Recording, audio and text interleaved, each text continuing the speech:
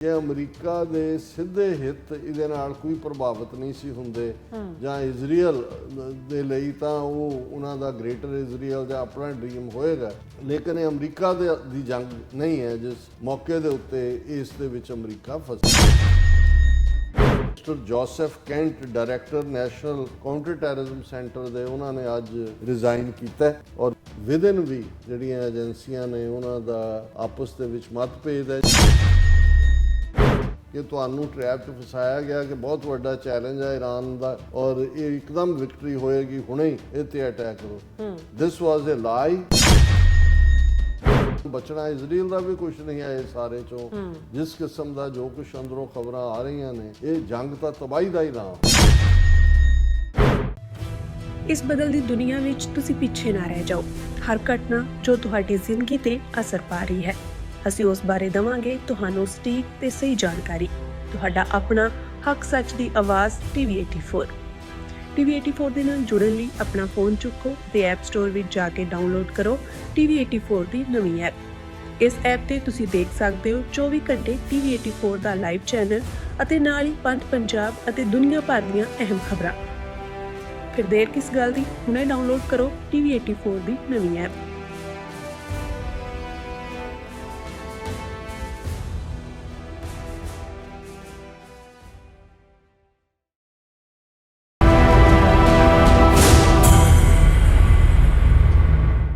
Viewers welcome back to programme. So viewers ਗੱਲਬਾਤ ਕਰਨ ਜਾ ਰਹੇ ਹਾਂ ਕਿ ਈਰਾਨ ਦੇ ਖਿਲਾਫ ਜੰਗ ਨੂੰ ਲੈ ਕੇ ਅਮਰੀਕਨ ਜਨਤਾ ਵੀ ਦੋ ਖੈਮਿਆਂ ਵਿੱਚ ਵੰਡੀ ਹੋਈ ਹੈ। ਬਹੁਤ ਗਿਣਤੀ ਅਮਰੀਕਨ ਇਸ ਨੂੰ ਇਜ਼ਰਾਈਲ ਦੀ ਜੰਗ ਸਮਝਦੇ ਹਨ, ਜੋ ਕਿ ਉਹਨਾਂ ਅਨੁਸਾਰ ਅਮਰੀਕਾ ਦੇ ਹਿੱਤ ਵਿੱਚ ਨਹੀਂ ਹੈ। ਅੱਜ ਨੈਸ਼ਨਲ ਕਾਊਂਟਰ ਟੈਰਰਿਜ਼ਮ ਦੇ ਡਾਇਰੈਕਟਰ ਜੋਸਫ ਕੈਂਟ ਨੇ ਇਸ ਮੁੱਦੇ ਤੇ ਅਸਤੀਫਾ ਦੇ ਦਿੱਤਾ ਹੈ ਔਰ ਪੋਪ ਵੱਲੋਂ ਵੀ ਫੌਰਨ ਜਿਹੜੀ ਜੰਗਬੰਦੀ ਕਰਨ ਲਈ ਅਪੀਲ ਕੀਤੀ ਗਈ ਹੈ ਤਾਂ ਕਿ ਹੋਰ ਇਨਸਾਨਾਂ ਦੇ ਘਾਣ ਤੇ ਤਬਾਹੀ ਨੂੰ ਜਿਹੜਾ ਰੋਕਿਆ ਜਾ ਸਕੇ। ਸੋ ਇਸ ਬਾਰੇ ਆਪਾਂ ਗੱਲਬਾਤ ਕਰਨ ਜਾ ਰਹੇ ਹਾਂ। ਸੋਚੀ ਜਾਵਾਂਗੇ ਕਿ ਤੁਸੀਂ ਇਸੇ ਤਰ੍ਹਾਂ ਬਣੇ ਰਹਿਣਾ। ਦੇਖਣ ਸੁਣਨ ਲਈ ਲਿਖਣ ਲਈ ਤੁਹਾਡਾ ਸਭ ਦਾ ਬਹੁਤ ਬਹੁਤ ਧੰਨਵਾਦ। ਚੀਰਾ ਸਾਹਿਬ ਕੀ ਕਹਿਣਾ ਚਾਹੋਗੇ? ਦੇਖੋ, ਜਿੱਥੇ ਈਰਾਨ ਦੇ ਖਿਲਾਫ ਜੰਗ ਨੂੰ ਲੈ ਕੇ ਸਿੱਖ ਕੌਮ ਦੇ ਵਿੱਚ ਵੀ ਦੋ ਕਾਊਂਟਰ ਕਰੰਟ ਨੇ, ਜਿਨ੍ਹਾਂ ਦਾ ਜ਼ਿਕਰ ਅਸੀਂ ਕੱਲ੍ਹ ਦੇ ਆਪਣੇ ਜ਼ੂਮ ਵਿਚਾਰ ਚਰਚਾ ਦੇ ਵਿੱਚ ਵੀ ਕੀਤਾ ਸੀ ਕਿ ਇੱਕ ਪਾਸੇ ਸਾਡੇ ਉਹ ਵੀਰ ਜਿਹੜੇ ਸਮਝਦੇ ਨੇ ਕਿ ਜਦੋਂ ਅਸੀਂ ਨਵੇਂ world order new map making ਦੀ ਗੱਲ ਕਰ ਰਹੇ ਹਾਂ ਔਰ ਉਸ ਖਿੱਤੇ ਦੇ ਵਿੱਚ ਜਿੱਥੇ ਪ੍ਰੈਜ਼ੀਡੈਂਟ ਟਰੰਪ ਜਿਹੜੇ ਨੇ ਉਹ 6-7 ਸਟੇਟਸ ਜਿਹੜੀਆਂ UAE ਜਾਂ ਕਤਰ ਔਰ ਸਾਊਦੀ ਅਰੇਬੀਆ ਔਰ ਸੀਰੀਆ ਔਰ ਦੂਸਰੀਆਂ ਸਾਰੀਆਂ ਜਿਹੜੀਆਂ ਅਮਰੀਕਾ ਦੇ ਪ੍ਰਭਾਵ ਵਾਲੀਆਂ ਸੀ, ਕਿਉਂਕਿ ਇਸ ਵੇਲੇ ਜਦੋਂ ਕਿ ਈਰਾਨ ਨੇ ਆਪਣਾ ਇਹਨਾਂ ਸਾਰਿਆਂ ਦੇ ਖਿਲਾਫ ਹੀ ਆਪਣਾ ਫਰੰਟ ਖੋਲ੍ਹਿਆ ਤੇ ਉਹਨਾਂ 'ਚ ਇੰਨਾ ਹੌਸਲਾ ਵੀ ਨਹੀਂ ਹੈ ਬਹੁਤਿਆਂ 'ਚ ਕਿ ਵੀ ਉਹ ਕਾਊਂਟਰ ਵਾਰ ਦਾ ਐਲਾਨ ਕਰਨ ਈਰਾਨ ਦੇ ਖਿਲਾਫ। ਫਿਰ ਇਸੇ ਤਰ੍ਹਾਂ ਜਿਵੇਂ ਭਾਰਤ ਜਿਹੜਾ ਉਹ ਦੌੜਿਆ ਦੋਨੋਂ ਪਾਸਿਓਂ ਹੀ ਔਰ ਖ਼ਾਸ ਤੌਰ 'ਤੇ ਅਮਰੀਕਾ ਵੱਲੋਂ ਵੀ ਕੋਈ ਵਾਰਸ਼ਿਪ ਦੇ ਕੇ ਸਟ੍ਰੇਟ ਆਫ ਹਾਰਮੂਜ਼ ਖੁਲਾਉਣਾ ਤਾਂ ਦੂਰ ਦੀ ਗੱਲ ਹੈ, ਉਹ ਤਾਂ ਆਪ ਦਬਕਿਆ ਬੈਠਾ। ਸੋ ਉਹ ਜਿਹੜਾ ਇਹ ਸਾਰੇ ਦੇ ਵਿੱਚ ਸਿੱਖ ਫੈਕਟਰ ਕਿਤੇ ਨਾ ਕਿਤੇ ਇਨ ਫਿਊਚਰ ਜਿਹੜਾ ਉਸ ਨੂੰ ਕਾਊਂਟ ਕਰਨ ਦੀ ਗੱਲ ਹੋ ਰਹੀ ਹੈ। ਇਹ ਇੱਕ ਵਿਊ ਪੁਆਇੰਟ ਹੈ। ਦੂਸਰੇ ਸਮਝਦੇ ਨੇ ਕਿ ਵੀ ਕਿਉਂਕਿ ਜਿਸ ਕਿਸਮ ਦੀ ਇਜ਼ਰਾਈਲ ਔਰ ਭਾਰਤ ਦੀ ਨੇੜਤਾ ਹੈ ਮੋਸਾਦ ਔਰ ਰਾਹ ਦੀ, ਔਰ ਜਿਵੇਂ ਮੋਦੀ ਔਰ ਨੇਤਨਯਾਹੂ ਔਰ ਦੋਵਾਂ ਦੇ ਏਜੰਡੇ ਦੇ ਵਿੱਚ ਜੋ ਕੁਛ ਪੰਜਾਬ ਦੇ ਵਿੱਚ ਵੀ ਪਹਿਲਾਂ ਹੋਇਆ ਔਰ ਹੁਣ ਕਸ਼ਮੀਰ ਦੇ ਵਿੱਚ ਹੋ ਰਿਹਾ ਹੈ, ਜਾਂ ਜਿਵੇਂ ਮੋਦੀ ਔਰ ਨੇਤਨਯਾਹੂ ਇਹਨਾਂ ਦੀ ਸਾਂਝ ਹੈ, ਇਹ ਸਾਡੇ ਲਈ ਮਾਰੂ ਹੈ ਕੰਬੀਨੇਸ਼ਨ। ਬੇਸ਼ੱਕ ਐਜ਼ ਅਮਰੀਕਾ ਦੇ ਨਾਲ ਸਾਡੀਆਂ ਹਮਦਰਦੀਆਂ ਹੀ ਨਹੀਂ, ਲਾਇਲਟੀ ਹੈ ਮੁਕੰਮਲ, ਲੇਕਿਨ ਇਸ ਸਾਰੇ ਚੋਂ ਕਿਉਂਕਿ ਇਹ ਵਾਰ ਅਮਰੀਕਾ ਦੀ ਨਹੀਂ ਹੈ, ਇਹ ਵਾਰ ਇਜ਼ਰਾਈਲ ਦੀ ਹੈ, ਜਿੱਥੇ ਅਸੀਂ ਅਮਰੀਕਾ ਨਾਲ ਯਕਜਹਿਤੀ ਦਾ ਇਜ਼ਹਾਰ ਕਰਦੇ ਹਾਂ, ਉੱਥੇ ਸਾਨੂੰ ਆਪਣਾ ਇਹ ਕੰਸਰਨ ਵੀ ਸ਼ੋਅ ਕਰਨਾ ਹੋਏਗਾ ਕਿ ਭਾਈ ਇਨ ਦਾ ਐਂਡ ਆਫ ਦਾ ਡੇ ਜੋ ਕੁਛ ਜਦੋਂ ਜੂਨ 84 ਦੇ ਘੱਲੂਘਾਰੇ ਤੋਂ ਬਾਅਦ ਵੀ ਜਿਹੜੀ ਸਾਰੀ ਨੀਤੀ ਹੈ, ਹੁਣ ਇਹਦੇ 'ਚ ਕੋਈ ਭੁਲੇਖਾ ਨਹੀਂ ਹੈ ਕਿ ਮੋਸਾਦ ਕਿਸ ਕਦਰ ਹਾਵੀ ਰਿਹਾ ਇੰਦਰਾ ਗਾਂਧੀ ਦੇ ਵੇਲੇ ਵੀ, ਲੇਕਿਨ ਮੋਦੀ ਨੇ ਤਾਂ ਬਿਲਕੁਲ ਹੀ ਸਾਰਾ ਉਹੀ ਮਾਡਲ ਜੋ ਪੰਜਾਬ 'ਚ ਵੀ ਕਰਨ ਜਾ ਰਹੇ ਨੇ, ਡੈਮੋਗ੍ਰਾਫੀ ਚੇਂਜ ਔਰ ਡਾਇਰੈਕਟ ਔਰ ਇਹ ਵੀ ਜਿਹੜਾ ਟਰਾਂਸਨੈਸ਼ਨਲ ਰਿਪਰੈਸ਼ਨ ਦਾ ਬਾਹਰਲੇ ਮੁਲਕਾਂ 'ਚ ਆ ਕੇ ਇਸ ਖਾਲਿਸਤਾਨੀ ਐਕਟਿਵਿਸਟ ਨੂੰ ਟਾਰਗੇਟ ਕਰਨਾ, ਇਹ ਬਿਫੋਰ ਬੇਸ਼ੱਕ ਰਾਤ ਦੀ ਵੱਡੇ ਲੈਵਲ ਤੇ ਜਿਵੇਂ 에ਅਰ ਇੰਡੀਆ ਦਾ ਹਾਦਸਾ ਦੂਜਾ ਤੀਜਾ ਕਰਵਾਇਆ, ਪਰ ਇਹ ਤਾਂ ਪਹਿਲਾਂ ਨਹੀਂ ਸੀ, ਇਹ ਤਾਂ ਸਿਰਫ ਮਸਾਦ ਦੀ ਬਦੌਲਤ ਹੈ। ਔਰ ਇਹ ਜਿਹੜੇ ਨੇ ਇਸ ਲਈ ਉਹਨਾਂ ਦਾ ਇਹ ਖਿਆਲ ਹੈ ਵੀ ਸਾਨੂੰ ਦੋਨਾਂ ਨੂੰ ਅੱਡ ਕਰਕੇ ਦੇਖਣਾ ਚਾਹੀਦਾ ਹੈ। ਇਜ਼ਰਾਈਲ ਔਰ ਭਾਰਤ ਅਲਟੀਮੇਟਲੀ ਇੱਕੋ ਹੀ ਥੈਲੀ ਦੇ ਚੱਟੇ ਵੱਟੇ ਨੇ, ਔਰ ਅਮਰੀਕਾ 'ਚ ਸਾਡਾ ਹਿੱਤ ਔਰ ਇੰਟਰਸਟ ਹੈ ਔਰ ਉਹ ਹੋਣਾ ਚਾਹੀਦਾ ਹੈ। ਲੇਕਿਨ ਈਵਨ ਅਮਰੀਕਨ ਜਨਤਾ ਵੀ, ਔਰ ਇਸ ਵੇਲੇ ਕਈ ਜਿਹੜੇ ਪੋਲਸ ਨੇ ਉਹਨਾਂ ਦੇ ਵਿੱਚ ਤਾਂ 80% ਵਰਸਸ 20% ਹੈ ਕਿ 80% ਹੀ ਇਸ ਹੱਕ 'ਚ ਨਹੀਂ ਨੇ। ਇਹ ਨਹੀਂ ਹੈ ਕਿ ਵੀ ਕੋਈ ਈਰਾਨ ਕੋਈ ਆਈਡੀਅਲ ਕੋਈ ਰੋਲ ਮਾਡਲ ਸਟੇਟ ਹੈ ਜਿਹਦੀ ਉਹ ਤਾਰੀਫ ਕਰਦੇ ਨੇ, ਪਰ ਉਹ ਸਮਝਦੇ ਨੇ ਕਿ ਅਮਰੀਕਾ ਦੇ ਸਿੱਧੇ ਹਿੱਤ ਇਹਦੇ ਨਾਲ ਕੋਈ ਪ੍ਰਭਾਵਿਤ ਨਹੀਂ ਸੀ ਹੁੰਦੇ, ਜਾਂ ਇਜ਼ਰਾਈਲ ਦੇ ਲਈ ਤਾਂ ਉਹ ਉਹਨਾਂ ਦਾ ਗ੍ਰੇਟਰ ਇਜ਼ਰਾਈਲ ਜਾਂ ਆਪਣਾ ਡ੍ਰੀਮ ਹੋਏਗਾ। ਲੇਕਿਨ ਇਹ ਅਮਰੀਕਾ ਦੀ ਜੰਗ ਨਹੀਂ ਹੈ ਜਿਸ ਮੌਕੇ ਦੇ ਉੱਤੇ ਇਸ ਦੇ ਵਿੱਚ ਅਮਰੀਕਾ ਫਸਿਆ।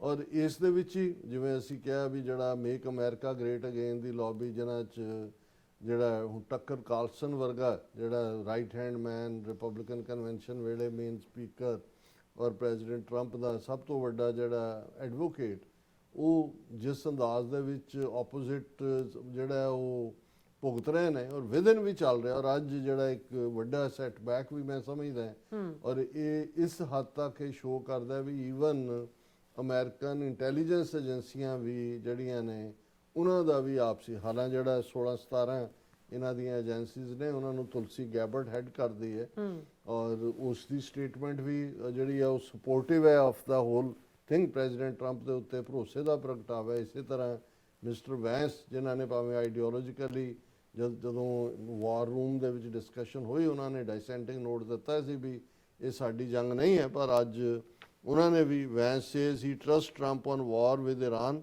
Place down differences. ਔਰ ਇਹ ਹੁੰਦਾ ਵੀ ਹੈ ਜਦੋਂ ਤੁਹਾਡੇ ਪ੍ਰੈਜ਼ੀਡੈਂਟ ਨੇ ਇੱਕ ਫੈਸਲਾ ਲੈ ਲਿਆ ਤੁਸੀਂ ਉਸ ਪਾਸੇ ਤੁਰਦੇ ਹੋ।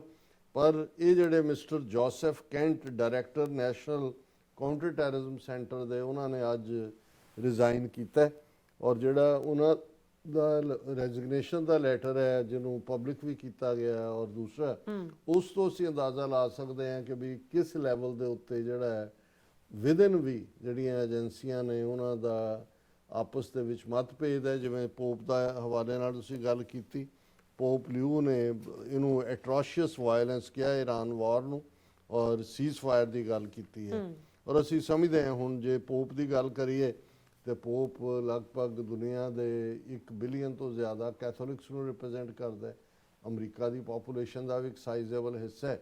ਸੋ ਪੋਪ ਇਵੇਂ ਹੀ ਹੈ ਜਿਵੇਂ ਉਹਨਾਂ ਦੇ ਲਈ ਇਰਾਨੀਆਂ ਦੇ ਲਈ ਖਮੀਨਾਈ ਹੈ।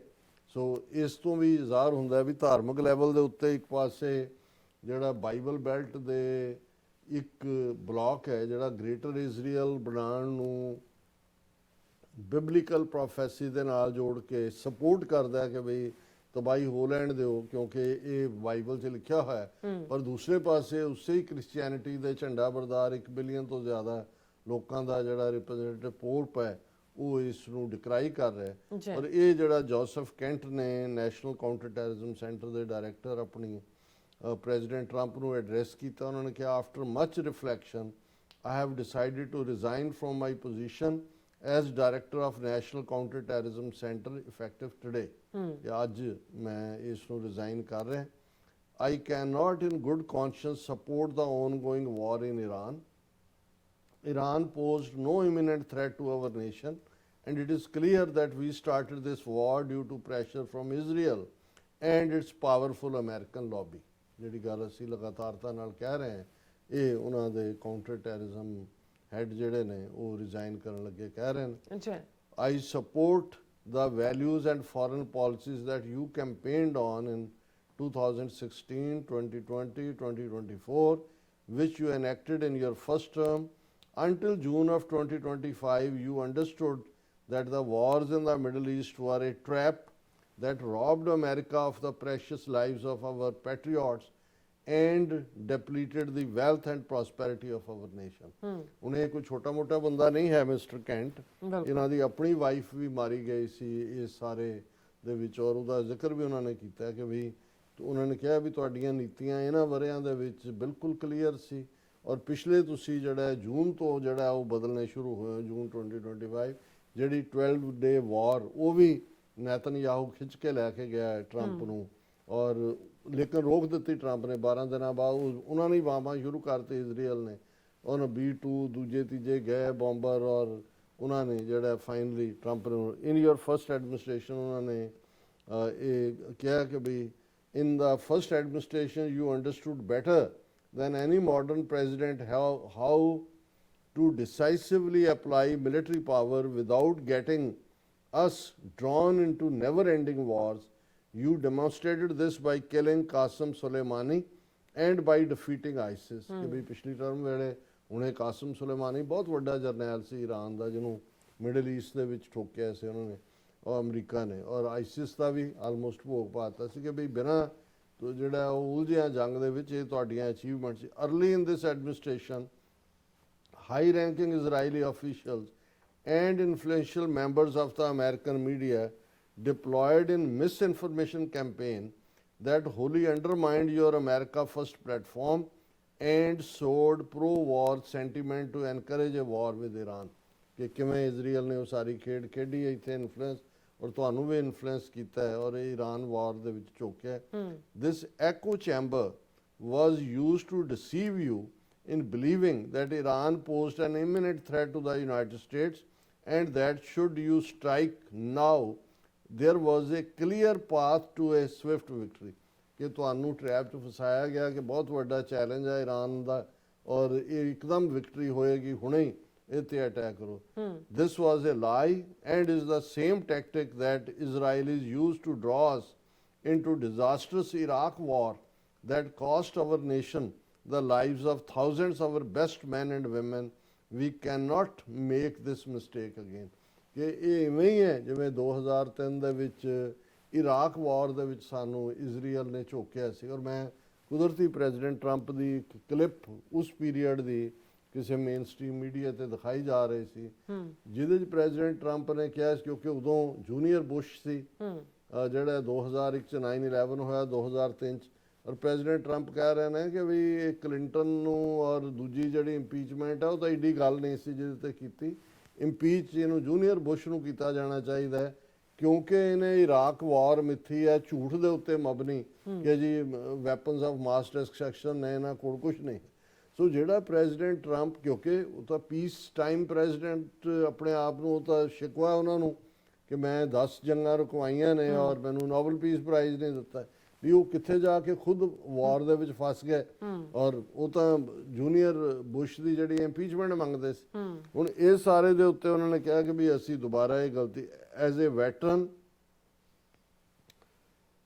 who deployed to combat 11 times and as a gold star husband who lost my beloved wife Shannon in a war manufactured by Israel, I cannot support sending the next generation off to fight and die in a war that serves no benefit to the American people nor justifies the cost of American lives. ਹੁਣ ਇਹ ਜਿਹੜਾ ਬੰਦਾ ਹੈ ਮਾਮੂਲੀ ਨਹੀਂ ਹੈ, ਉਹਨੇ ਕਿਹਾ ਵੀ ਮੈਂ 11 ਵਾਰ ਜਿਹੜਾ ਡਿਪਲੋਏ ਹੋਇਆ ਕੰਬੈਟ ਦੇ ਵਿੱਚ ਔਰ ਮੈਂ ਆਪਣੀ ਵਾਈਫ ਨੂੰ ਜਿਹੜਾ ਇਸ ਦੀ ਭੇਟ ਚਾੜਿਆ ਸ਼ੈਨਨ ਨੂੰ, ਜਿਹੜੀ ਉਹ ਜੰਗ ਜਿਹੜੀ ਇਜ਼ਰਾਈਲ ਨੇ ਮੈਨੂਫੈਕਚਰ ਕੀਤਾ ਸੀ। ਹੁਣ ਮੈਂ ਨਹੀਂ ਚਾਹੁੰਦਾ ਵੀ ਅਸੀਂ ਉਸ ਵਾਰ 'ਚ ਫਸੀਏ ਜਿੱਥੇ ਸਾਡੀਆਂ ਅਗਲੀਆਂ ਪੀੜ੍ਹੀਆਂ ਜਾ ਕੇ ਉੱਥੇ ਜਿਹੜੀਆਂ ਆਪਣੀਆਂ ਜਾਨਾਂ ਗਵਾਉਣ। I pray that you will reflect upon what we are doing in Iran and who we are doing it for. ਵੀ ਆਪਣੇ ਤੇ ਸੋਚੋ ਇੱਕ ਵਾਰੀ ਕਿ ਕਿਹਦੇ ਲਈ ਅਸੀਂ ਇਹ ਲੜ ਰਹੇ ਹਾਂ ਔਰ ਇਹਦਾ ਕਿਹਨੂੰ ਫਾਇਦਾ ਹੈ। ਅੱਛਾ, The time for bold action is now. ਕਿ ਮਜ਼ਬੂਤ ਕਦਮ ਲੈਣ ਦਾ ਵੇੜਾ ਹੈ। You can reverse course and chart a new path for our nation, or you can allow us to slip further toward decline and chaos. You hold the cards. President Trump, card ਤੁਹਾਡੇ ਕੋਲ ਨੇ, bold step ਲੈ ਕੇ ਇਹਨੂੰ ਤੁਸੀਂ ਰੋਕ ਸਕਦੇ ਹੋ ਜਾਂ ਇਹਨੂੰ ਤੁਸੀਂ ਫਰਦਰ ਜਿਹੜਾ ਹੈ ਡਿਕਲਾਈਨ ਔਰ chaos ਅਫਰਾ ਤਫਰੀ ਔਰ ਉਹ ਸਾਰੇ। It was an honor to serve in your administration and to serve our great nation. ਕਿ ਵੀ ਇਹ ਸਾਡੇ ਲਈ ਬੜੇ ਫਖਰ ਔਰ ਮਾਣ ਵਾਲੀ ਗੱਲ ਸੀ ਕਿ ਅਸੀਂ ਤੁਹਾਡੇ ਥੱਲੇ ਜਿਹੜਾ ਉਹ ਜਿਹੜਾ ਸਰਵ ਕੀਤਾ। ਸੋ ਅਸੀਂ ਸਮਝਦੇ ਹਾਂ ਕਿ ਵੀ ਇਹੀ ਉਹ ਪੋਜੀਸ਼ਨ ਹੈ ਜਿਹੜੀ ਕੰਸਿਸਟੈਂਟਲੀ, ਹਾਲਾਂ ਸਾਡੇ ਕ੍ਰਿਟਿਸਿਜ਼ਮ ਵਾਲੇ ਵੀ ਨੇ ਜਿਨ੍ਹਾਂ ਨੂੰ ਲੱਗਦਾ ਕਿ ਜੀ ਅਸੀਂ ਅੱਖਾਂ ਬੰਦ ਕਰਕੇ ਕਿਉਂ ਨਹੀਂ ਸਪੋਰਟ ਕਰਦੇ। ਅਸੀਂ ਸਮਝਦੇ ਹਾਂ ਕਿ ਭਾਈ ਜਦੋਂ ਤੁਸੀਂ ਗਲੋਬਲ ਕਿਸੇ ਪਿਕਚਰ ਨੂੰ ਦੇਖ ਰਹੇ ਹੁੰਦੇ ਹੋ, ਤੁਹਾਨੂੰ ਨਜ਼ਰ ਆ ਰਿਹਾ ਹੁੰਦਾ ਹੈ ਕਿ ਭਾਈ ਅਸੀਂ ਜਿਹੜਾ ਹੈ ਉਹ ਉਹੀ ਪੋਜੀਸ਼ਨ ਲਵਾਂਗੇ। ਇਹਦੇ 'ਚ ਕੋਈ ਸ਼ੱਕ ਨਹੀਂ ਹੈ ਕਿ ਪ੍ਰੈਜ਼ੀਡੈਂਟ ਟਰੰਪ ਉਹਨਾਂ ਦੀ ਸਕਸੈਸ ਅਸੀਂ ਦੇਖਣਾ ਚਾਹੁੰਦੇ ਹਾਂ, ਬਟ ਜਿਹੜਾ ਜਦੋਂ ਤੁਸੀਂ ਡਰੈਗ ਹੁੰਦੇ ਹੋ, ਜਿਹੜੀ ਤੁਹਾਡੀ ਵਾਰ ਹੀ ਨਹੀਂ ਹੈ ਬਿਲਕੁਲ ਨਹੀਂ। ਔਰ ਇਹ ਗੱਲ ਜੇ ਹੁਣ ਉਹਨਾਂ ਦਾ ਕਾਊਂਟਰ ਟੈਰਰਿਜ਼ਮ ਚੀਫ ਜਿਹੜਾ ਕਿ ਮੋਸਟ ਟਰਸਟਵਰਦੀ ਜਿਹਨੂੰ ਲਿਆ ਕੇ ਪ੍ਰੈਜ਼ੀਡੈਂਟ ਟਰੰਪ ਨੇ ਖੁਦ ਲਾਇਆ ਹੋਇਆ ਹੈ, ਉਹ ਕਹਿ ਰਿਹਾ ਕਿ ਵੀ ਇਹ ਹੈ, ਤਾਂ ਫਿਰ ਮੇਰਾ ਖਿਆਲ ਹੈ ਕਿ ਵੀ ਇਸ ਬਾਰੇ ਕੋਈ ਦੋ ਰਾਵਾਂ ਨਹੀਂ ਹੋਣੀਆਂ ਚਾਹੀਦੀਆਂ ਕਿ ਇਹ ਅਮਰੀਕਾ ਦੀ ਜੰਗ ਨਹੀਂ ਹੈ। ਅਮਰੀਕਾ ਇਸ ਦੇ ਵਿੱਚ ਡਰੈਗ ਹੋਇਆ ਹੈ ਔਰ ਇਜ਼ਰਾਈਲ ਜਿਹੜਾ ਹੈ ਉਹ ਆਪਣੇ ਮਫਾਦ ਹਾਲਾਂ ਬਚਣਾ। ਇਜ਼ਰਾਈਲ ਦਾ ਵੀ ਕੁਝ ਨਹੀਂ ਹੈ ਇਹ ਸਾਰੇ ਚੋਂ। ਜਿਸ ਕਿਸਮ ਦਾ ਜੋ ਕੁਝ ਅੰਦਰੋਂ ਖਬਰਾਂ ਆ ਰਹੀਆਂ ਨੇ, ਇਹ ਜੰਗ ਤਾਂ ਤਬਾਹੀ ਦਾ ਹੀ ਨਾਂ ਹੁੰਦਾ। ਬਿਲਕੁਲ ਡਾਕਟਰ ਸਾਹਿਬ ਤੁਹਾਡਾ ਬਹੁਤ ਬਹੁਤ ਸ਼ੁਕਰੀਆ। ਸੋ ਥਲੇ ਨੂੰ ਬ੍ਰੇਕ ਵਿਊਅਰਸ ਤੁਸੀਂ ਇਸੇ ਤਰ੍ਹਾਂ ਬਣੇ ਰਹਿਣਾ। ਮਿਲਦੇ ਹਾਂ ਛੋਟੇ ਜਿਹੇ ਵਕਫੇ ਤੋਂ ਬਾਅਦ।